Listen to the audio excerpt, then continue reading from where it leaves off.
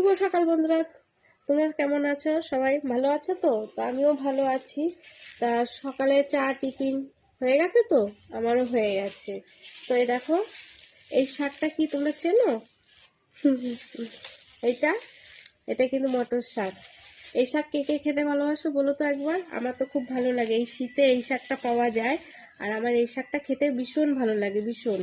মানে কি বলবো তোমাদেরকে, আমি এই রান্না করব 2 দিন 3 দিন ধরে খাবো ফ্রিজে রেখে রেখে। আর এই শাকের এমনি তো দামটা একটু বেশি হয় সব সময়ের জন্য, অফ সিজনে তো পাওয়া যায় না, এটা শীতের শাক। যাই হোক, এই শাকটা খেতে গেলে এখন আমাকে মানে 2-3 দিন যেহেতু খাবো, সেটা মজা করে বেশ ভালো করে রান্না করলে বেশ তবেই না ভালো লাগবে বলো।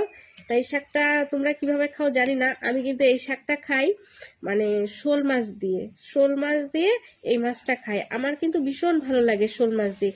আগে আমার মা করতো বিয়ের আগে, আমি কিন্তু পাতে নিয়েও দেখতাম না, কি মাছ দিয়ে শাক রান্না করে, বিচ্ছিরি জনকরা খাবার, হ্যাঁ এরকম বলতাম। কিন্তু এই বিয়ের পরে এইসব শাক খাওয়ার কিন্তু মানে মা করতো, আমি একবার করে দেখি তো কেমন লাগে। তবে আমি মানে এই শাকটা করে খাওয়ার পরে নিজে নিজে করে খাই, আমার ভীষণ ভীষণ ভালো লাগে। হ্যাঁ, শোল মাছ দিয়ে তো এতগুলো শাক এখনো বাছা হয়ে গেছে, একাটি আর অতটা বাকি আছে।